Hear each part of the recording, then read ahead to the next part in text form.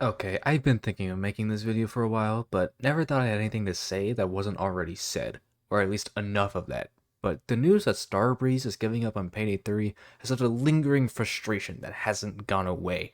I was already annoyed with the state of the game, but this, on top of that, is actually pissing me off. I'm no stranger to developers disappointing their fans. Hell, I'm a member of the COD community, but something about this game is especially perturbing. Maybe it's because, on top of pre-ordering the game, I bought a good amount of Payday 2 DLC for the sole purpose of helping the development of this game. It doesn't help that this was the one game I was confident enough in to pre-order to begin with. Seriously, I never pre-order. Oh yeah, there's also how those difficulty weapon charms that you're supposed to get from playing Payday 2, and then you earn them in Payday 3 as weapon charms. I never got those. I put a ticket into support and they tried to help me, but after a while of it not working and Payday 3 just sucking, I eventually decided, fuck it, this ain't worth it. I give up. I guess never getting my weapon charms. And, well, I mean, yeah, that's a small thing. It's the principle. Not only did basically nothing in their game work, there's also that whole reward system thing that broke as well. It's like, what did Starbreeze really get right here? Regardless, I knew this game wasn't going down a good road when I saw one of the developers parroting the same terrible excuses for the game's current state back after it first launched in a developer livestream. How can you expect a game to get better if the developers of all people can't even acknowledge its problems? This game actually has so many problems that after watching multiple breakdowns of the game, it seems all of them still haven't come to light yet. I mean, I haven't watched every review and discussion video on YouTube, but I have seen my fair share. I thought it would be worthwhile to make a comprehensive list of everything wrong with this game, as none of the videos I've seen have done this. At least everything I am aware of right now. I'm not going into a thorough analysis of everything as that would take way too long and other videos already do for some of these things. I will have some videos linked to serve as extra detail for some of these points and discuss them here so you know what they are about. And here they are now. Now, I'm not going to be going over things outside the game, just inside it. Feel free to pause and read. This video talks about the pricing of the game and its DLC, as well as general issues with the game. This next one is older and mentions how customization is lacking and talks about the dreaded challenge system. This guy may have a hate boner for the YouTubers who promoted this game, which may or may not be justified. I'll leave that up to you. In this video, he discusses how the heists are lacking and mentions some more general problems of the game. The last one I have is specifically about how bad the enemy AI is. Here's the list I had, and don't worry, I will go into more detail in a second. I actually got 2 pages here, which could easily be made longer by going into more detail, but I figured I should just put the general idea here instead. Like I said earlier, I'm not going to a thorough analysis of everything here, just the things that, as far as I'm aware, weren't discussed fully or at all. I haven't played the game since Halloween of the year it came out, so forgive me if some information is out of date. No, I am not installing this game to get footage. I am plenty happy on Payday 2 here. Thank you very much. Now, I'm just going to go through the quick fire ones real quick. The UI sucks. Don't really have much to say here. It's very apparent. It's obvious. The UI is bland and boring, frustrating to use at times. I have seen a couple stills of the new UI they released, but it looks just as bland as boring, and wouldn't be surprised if it had the same issues as the last UI. Missing basic features. Oh, modern AAA gaming at its finest. Again, not really much to say here. It's pretty apparent. Solo players are completely screwed over. I don't have to go into depth on this one, it's already been talked about. The enemy and team AI, absolutely terrible. Don't really have to go in depth on this one, especially with that last video I recommend you watch. And the team AI has already been talked about a lot as is. Now, that's it for the quickfire ones. Everything from now on I do want to go into slight detail on. The armor system is obviously worse than Payday 2's. It's so much more generic, especially with how Call of Duty introduced armor. And it doesn't help that the armor is effectively just a copy and paste of the elf bar. There are very small differences between the two. It's like, why even bother having it? It's generic and boring, unlike Payday 2's armor system, which was completely unique and it had a whole bunch of systems revolving around it. Yeah, just a straight downgrade. Heist objectives are super boring. Seriously, why did they copy and paste the Wi-Fi circles so many times? It is infinitely more boring than the drill. I understand why people complained about the drill, because, it was used a lot, and defending objectives they're entertaining, but it can only be done so many times. But at least you're able to move around and utilize the movement system in the game. The Wi-Fi circles straight up just make you turn your fucking brain off. It's just brain dead game design. The RNG aspect of the game is completely gone, almost. Like, there's so many small variations in Payday 2 that can happen that just aren't present in Payday 3, as well as big changes that can happen in Payday 2, like the rat's job. Day 2, there's a very rare chance for the gang to just instantly betray you, forcing you to do it loud. What happened to cool RNG like that? The overkill weapon system, I think I can get what they were going for, because it's not like a ultimate ability, but at the same time, it's just dumb and doesn't really fit into the heisting fantasy. Like, when I'm a heister, I don't think, oh, I gotta kill a certain number of cops so I can call in my heavy-duty sniper rifle. My thought is, hey, I should go in fully prepared, have all my weapons on me. Like, it just doesn't fit into the setting at all. It's so fucking stupid. Bot customization is gone. Seriously, it was so much fun being able to customize the bots to make them more useful, as well as just less boring to look at. Like, I could make Clover Fat Santa if I wanted to in Payday 2, but no, you can't touch the bots at all in Payday 3. They're just static. You can't do anything with them. What happened to the insane amount of weapon customization that Payday 2 had? Not only was there a lot of visual customization, because not only were there a bunch of patterns to choose from, but you could change how big or small the pattern is, as well as how it's applied to your gun. It was amazing. Not to mention some of the attachments, like there were different ammo types for the shotguns. That was cool. What happened to all that? Why are ATMs gone? It was a source of loot. It made sense. Seriously, it's just less content for the game. Why are they gone? Why are flashbangs gone? They were a nice little skill check and added more challenge to the game. You can either wrap around a corner so the flashbang doesn't hit you, or you can try to run away from it so that the duration of the flashbang is reduced. Or you could go all in and try to destroy the flashbang so you can save your team the hassle. But if you fuck up, guess what? You're getting flashbanged. Like I said, nice skill check. Why is it just gone? There's no loot feedback. This sounds like a nitpick, but like seriously, it's so fucking boring picking up loot and not only not knowing how valuable the loot I'm stealing is, but it's just, oh my god, it's so fucking boring. I've seen people complain about the loot pop-up in Payday 2, but we could literally have the best of both worlds. All you have to do is add a setting that allows you to turn the pop-up off, so that way people who like the feedback can have it on, as well as knowing how much the loot they're stealing is worth.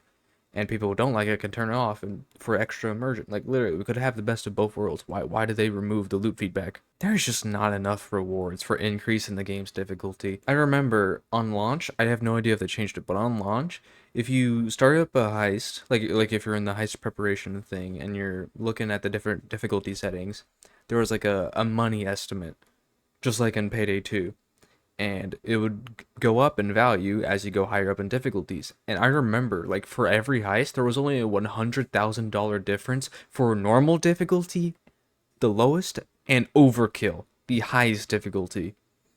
In Payday 2, if you go from normal to highest difficulty, things increase by millions of dollars. In Payday 3, you'll just get an extra $100,000 maximum. Like, what the fuck? What's the point in increasing the difficulty if I'm getting more punished than reward for it? The cops getting stronger as you increase the difficulty in Payday 2 makes sense because you're getting more money.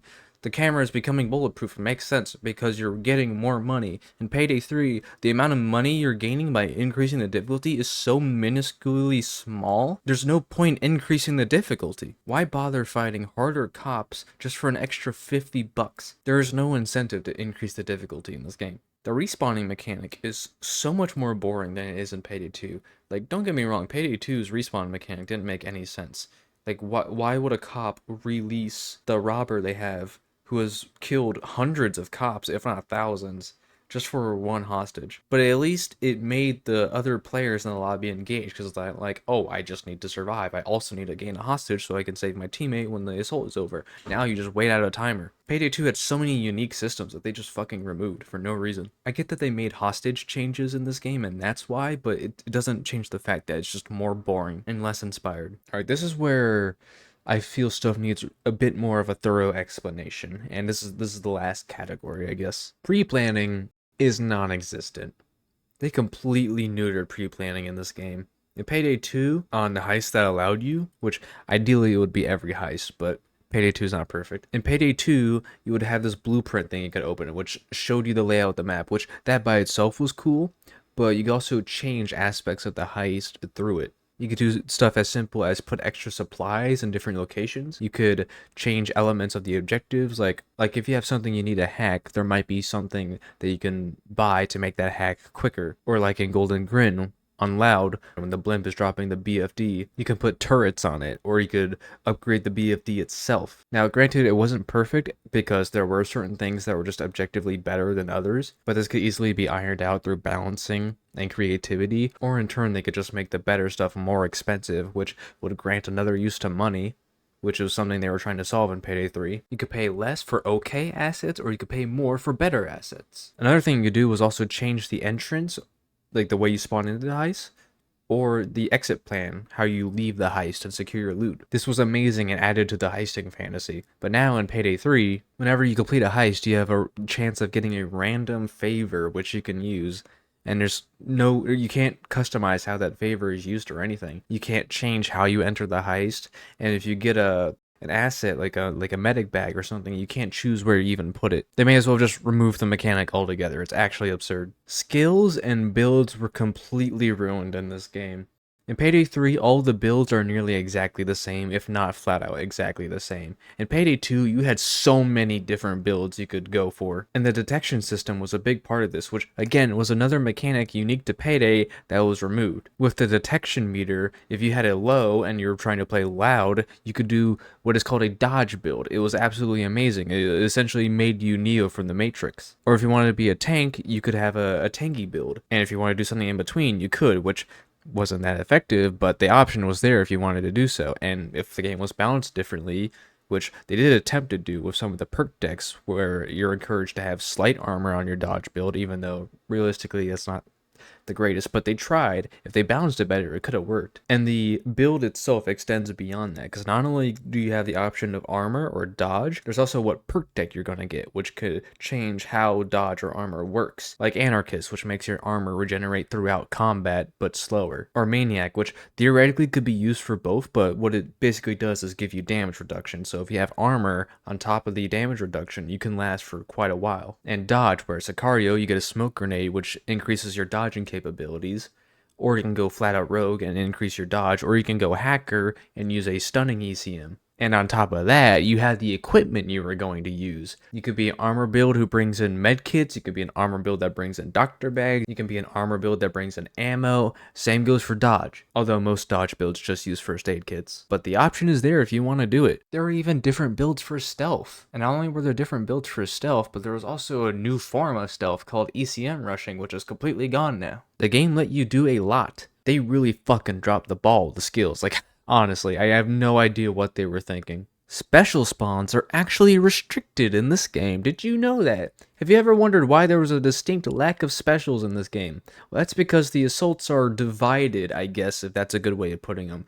Throughout the heist, the assaults get progressively harder as they introduce more and more special units. The longer the heist goes on, the further you are along in the objectives. You're not going to ever see bulldozers at the beginning of a heist because they're saved for the end of the heist. And this is bad for several reasons. They went through the trouble of giving each special their own unique mechanic and personality and everything, only for you to almost never see them because they only come out at specific sections of the heist. And if you combine that with the AI problems discussed earlier, oh wow, we are in for a rude awakening as to the effectiveness of these specials. This was actually an insane fucking decision. They literally just nerfed all the loud gameplay with just this alone. Hostage system is definitely not up to its full potential. A lot of this is caused just by the fact that you can no longer take cops hostage, which is the reason for the change I mentioned earlier about respawning. Something that I'm pretty sure hostages do in Payday 2, which you can never really utilize to its full potential due to how hard it is to keep hostages, is that the more hostages you have, the slower the cops will be in spawning into the map and stuff. Or maybe not spawning in, but just progressing, like getting closer to you or to where the hostages are,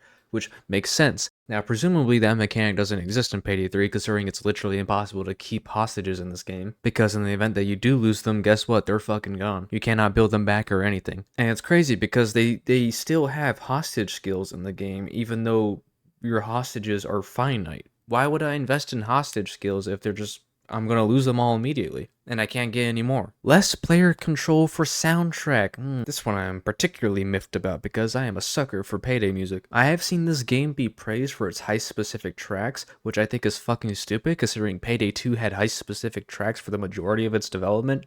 Like, are we just not going to give Payday 2 the credit it deserves there? And not only did Payday 2 have heist-specific tracks, but they had a whole soundtrack tab in the pre-planning where you had several options for controlling how the soundtrack works. You could either do a random track from the game, or you could do a random track from your curated playlist, which you can make in the settings. You could do the same track as the host of the parties if you wanna all listen to the same music. We could also pick the heist specific track, which Payday 2 does have heist specific tracks. For example, Operation Blacklight is made specifically for the White House heist, and the heist you're watching right now, Dragon Heist, Gold Rush was made specifically for this heist, or you could pick the specific track you want. They just completely took out the soundtrack control in this game, and I fucking hate it. Melee is gone. Actually fucking another insane fucking change. Another insane change. You can complain about how goofy Melee was all you want, but it was an extra mechanic to the game that added depth.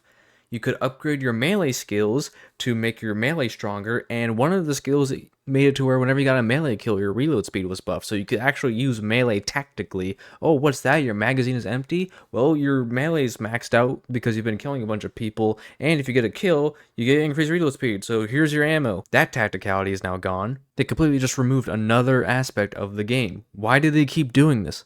They removed almost everything unique about Payday 2. They literally just removed a shit ton of stuff from the game, downgraded the game, and were like, alright, yeah, this is good. Now this one was also, I believe, yet another unique aspect of Payday 2.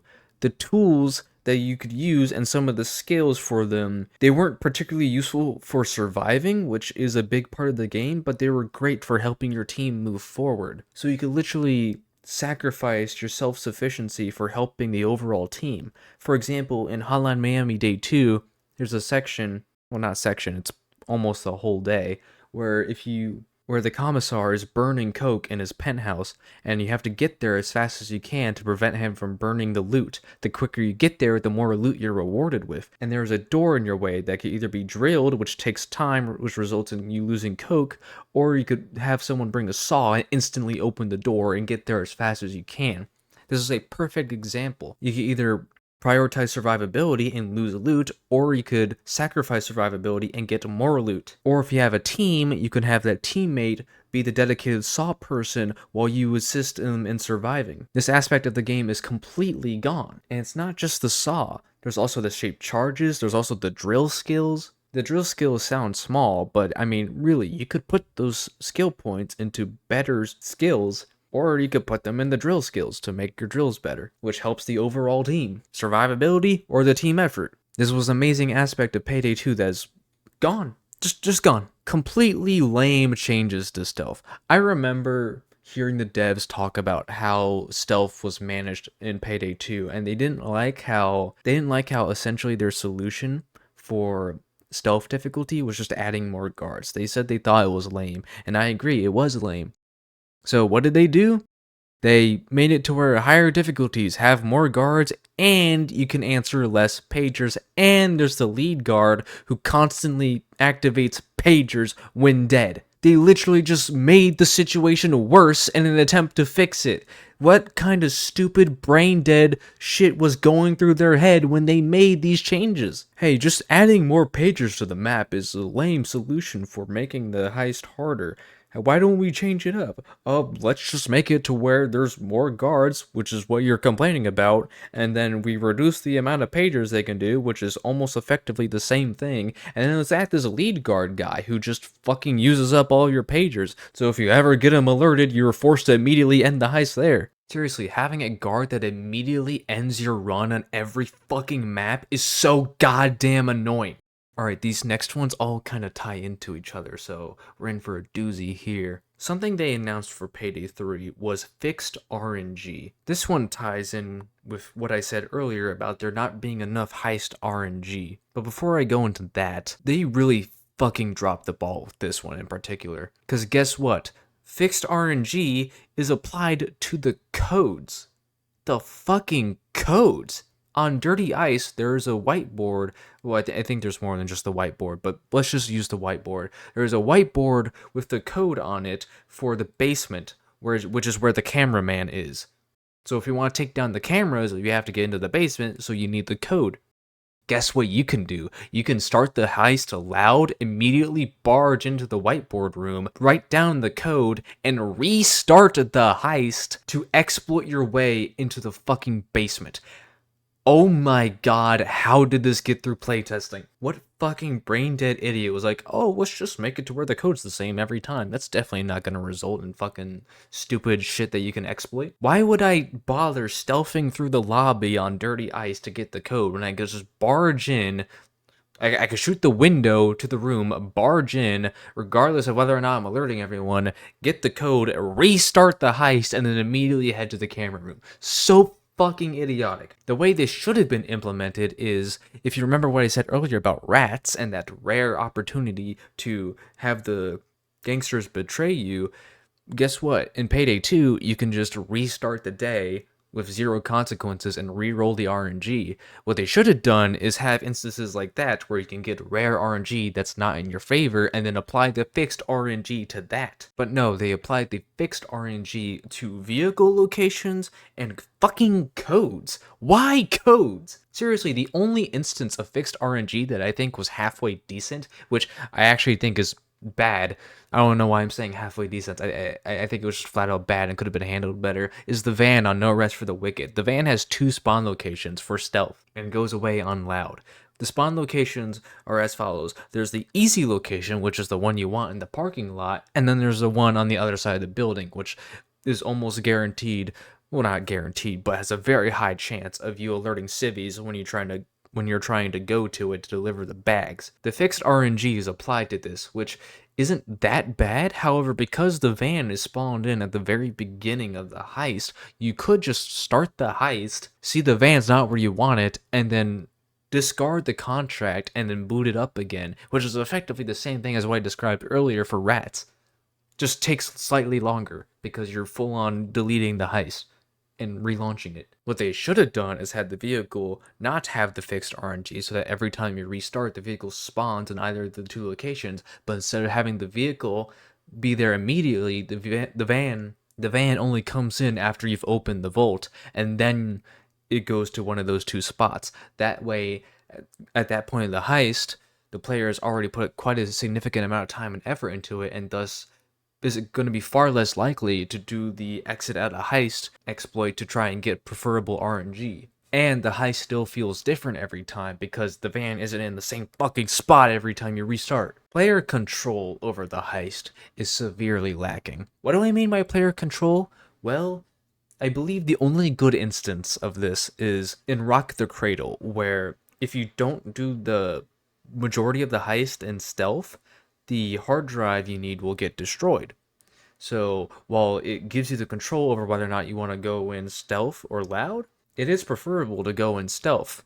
But then after you secure the hard drive, it's up to you whether or not you want to go loud then. The heist gives you control over how you go across the objectives, and the heist changes based off your decisions. Good examples of this in Payday 2 are Election Day, where if you tag the wrong truck, the next day is completely different than it would be if you got the right truck. Or in Slaughterhouse, where if you shoot the driver, the van falls in a different position, which can lead to the safe dropping closer to the conveyor belts, which is only a slight benefit, but still, it's better than nothing. It would be amazing if there were more moments like these in the heist, where you can slightly change the outcome, if not full-on change the heist itself through the player's actions. And I gave you a slight hint as to what this next one is going to be right there.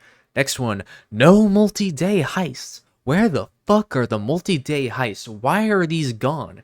The multi-day heists gave the developers so much room for how to construct the heist, and tie hand in hand with the previous things I've mentioned. Completely changing the outcome of Election Day would not be possible if it wasn't a 2-day heist. Because it's a 2-day heist, they were able to change it based off whether or not you were successful in the first day. And Rats being a 3-day job helps add to its length. Why is this just completely gone? Heist ingenuity. What do I mean by this? Well, there were quite a few puzzles involved in some of the heists in Payday 2. Big Oil is a notable example of this.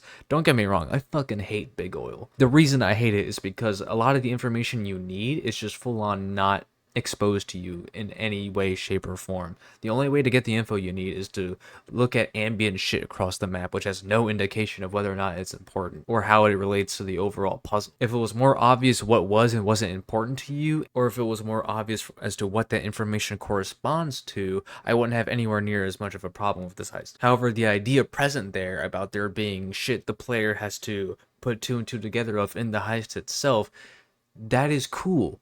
And Payday 2 has a few more heists where this principle is in place, where the player has to search for clues in order to get to what they need to get to. This automatically makes the heist a lot more memorable and unique. Now, what these last few things have in common is that when properly combined in a very creative and talented manner, we could get fucking amazing heists out of these ideas. While a large part of why Payday 3 failed is that it just doesn't have as much content as its predecessor, if the content we did get was as good as it could have been with these things right here, it wouldn't have mattered how few heists were in the game, because the heists themselves would have rivaled Big Bank and Golden Grin. Seriously, if these ideas were implemented properly into newer and grander heists, they could have easily rivaled Golden Grin Casino. It wouldn't have mattered how few heists Payday 3 had, because it would have been, dude, this heist is better than even Golden Grin Casino, you gotta get on Payday 3, and it would have been fucking amazing.